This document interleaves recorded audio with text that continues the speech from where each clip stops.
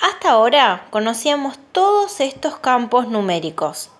Los números naturales, que son aquellos que surgieron para contar los elementos, 1, 2, 3, 4, 5 y siguen hasta el infinito, ¿sí? No es que terminan en el 9, 10, 11, 12, hasta el infinito.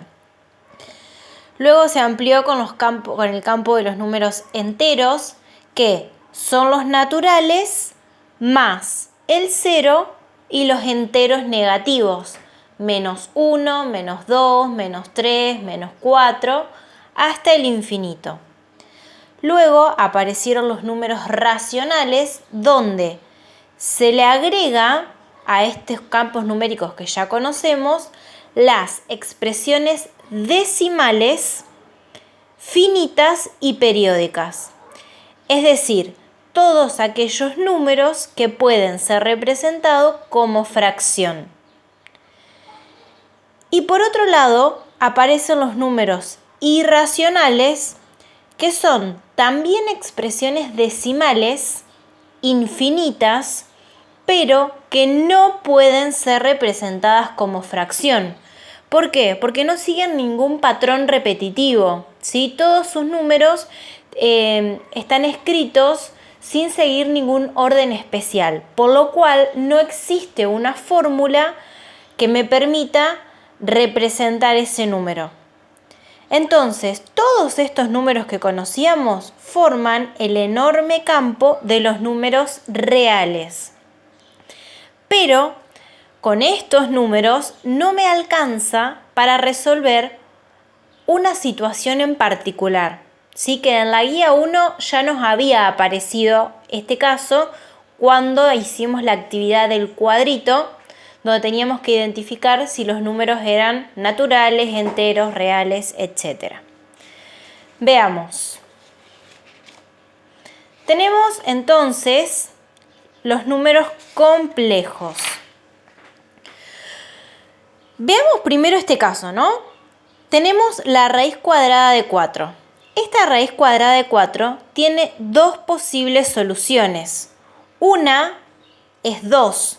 ¿Por qué? Porque si hago 2 por 2, me da 4. ¿Sí? Acuérdense que la raíz es la propiedad inversa de la potencia. ¿Sí? Esto sería lo mismo que 2 al cuadrado. Otra de las soluciones es menos 2.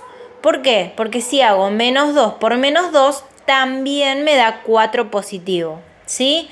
Eso nos pasa, ¿por qué? Porque tengo un índice par. Y todo número elevado a una potencia par, el resultado siempre me va a dar positivo. Entonces, ¿qué pasa, por ejemplo, si tengo algo como esto para resolver? Si lo hacemos con la calculadora, ¿sí? Raíz cuadrada de menos 4, veremos que nos va a dar mat error. Significa que la calculadora solamente trabaja con los números reales, por lo cual no tiene una solución. Pero esto entonces significa que la raíz cuadrada de menos 4 no tiene solución. No significa eso. Sí tiene solución, pero en otro campo numérico, que se llaman los números complejos. Entonces, los matemáticos, cuando se encontraron con algo así, ellos tenían la necesidad de resolver de alguna manera y encontrar un resultado para estos casos. Entonces, ¿qué hicieron? Inventaron una unidad imaginaria. A esa unidad imaginaria la llamaron I y dijeron que la I iba a ser igual a la raíz cuadrada de menos 1. ¿Y por qué esto me facilita y ahora sí puedo resolver? Bueno, veamos. Fíjense, teníamos entonces la raíz cuadrada de menos 4. Este menos 4 lo puedo escribir como 4 por menos 1, porque si resuelvo 4 por menos 1 me da menos 4. Esta expresión es equivalente a esta otra. Entonces, como tengo una multiplicación, puedo aplicar la propiedad distributiva de la raíz para el 4 y para el menos 1. Entonces, resuelvo la raíz cuadrada de 4, ya vimos que tenía dos posibles soluciones, la positiva y la negativa, por eso pongo más menos 2, y la raíz cuadrada de menos 1, que como vimos recién, es la unidad imaginaria. Entonces, el resultado es más 2i y menos 2i. ¿Sí? Entonces, ¿tiene solución? Sí, en el campo de los números complejos. Veamos otro ejemplo. Raíz cuadrada de menos 25. El menos 25 lo puedo escribir como 25 por menos 1. Aplico propiedad distributiva, raíz de 25 por raíz de menos 1. La raíz de 25 es más menos 5 y la raíz cuadrada de menos 1 es la unidad imaginaria. O sea que el resultado es más menos 5i. Ahora, todo esto que yo les expliqué en estos dos ejemplos es el procedimiento donde queda demostrado por qué me da este resultado. Pero una vez que ustedes lo entienden perfectamente, pueden saltearse este paso, ¿sí? Y directamente agregar el resultado. Por ejemplo, la raíz cuadrada de menos 36 es más menos 36i. ¿Por qué? Porque la raíz de 36 es más menos 6 y la de menos 1, por ese menos de ahí, es i. Lo pueden directamente abreviar al resultado final. Y lo mismo acá, fíjense, la raíz cuadrada de menos 2 es la raíz cuadrada de 2, que es más menos 2, más menos raíz de 2, y la raíz cuadrada de menos 1 es i. El resultado me queda expresado así, porque si yo resuelvo en la calculadora la raíz cuadrada de 2, su resultado es un número irracional, es decir, que tiene infinitas cifras. Entonces yo no puedo poner que el resultado es, por ejemplo, 1,41, porque no estaría dando el resultado entero, solamente una parte. Entonces, cuando el resultado es irracional, lo dejo expresado como raíz. ¿Sí? Ustedes pueden hacer como quieran. Si necesitan primero hacer todos estos pasos hasta que incorporen de dónde sale esa unidad imaginaria, lo pueden hacer. Y si ustedes ya lo entendieron, pueden simplemente escribir el resultado final. Y lo otro que vamos a ver ahora es entonces cómo se escribe un número imaginario. Se lo representa con la letra Z y tiene dos componentes, es decir, es un número que está formado por dos partes. Una es la parte real, que la vamos a identificar con la letra A, y la otra es la parte imaginaria, que lo vamos a identificar con la letra B. ¿Sí? Entonces, es un número con dos propiedades, con dos partes.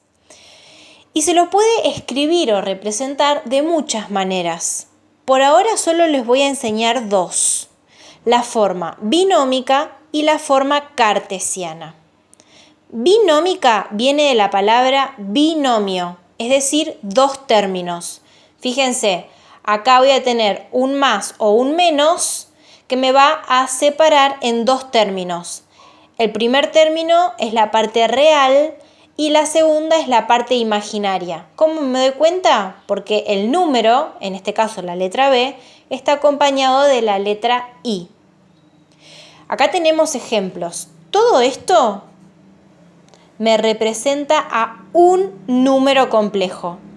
Menos 2 más 3i, donde el menos 2 sería la parte real y el 3 la parte imaginaria. Acá tenemos otro ejemplo de número expresado en la forma binómica. El 1/4 es la parte real y el menos 1, porque si no tiene ningún número es un 1, sería la parte imaginaria. Y el último ejemplo, tenemos parte real que vale 6 y parte imaginaria que vale raíz de 7. ¿Sí? Entonces, un número formado por dos componentes, la real y la imaginaria. Otra de las formas es escribirlo en forma cartesiana. ¿Por qué? Porque estos números complejos no se representan en la recta numérica como todos los otros números que sí conocíamos, ¿sí? Nosotros teníamos, por ejemplo, el 2, ¿qué hacíamos? Lo representábamos en la recta real y decíamos, bueno, acá está el 2. Estos números complejos no se representan en la recta, sino que se representan en un sistema de ejes cartesianos. Para representar algo en un sistema de ejes cartesianos necesito dos coordenadas. Y acá las tengo, ¿sí? Tenemos las dos componentes. Entonces, los números complejos representan gráficamente a un punto del plano. Y los puntos se escriben en un par ordenado. ¿Qué es un par ordenado? Dos números, sí, por eso par, y ordenado porque sí o sí tienen que cumplir un orden. El primer valor va a corresponder a la variable real que se representa en el eje X y el segundo valor siempre va a corresponder a la componente imaginaria, la cual se representa en el eje Y. Entonces, esto tiene que tener un orden siempre, X, Y. Por eso se llama par ordenado. Y la forma de escribirlo, fíjense que ahora ya no es más con un más o con un menos. Simplemente separo las componentes a través de un punto y coma. Por ejemplo, acá tengo un número complejo, z sub 1, que es 2 menos 1. 2 corresponde a la componente real, menos 1 corresponde a la componente imaginaria. Entonces me vengo acá al plano y busco, a ver, en el eje X, ¿dónde está el 2? Acá.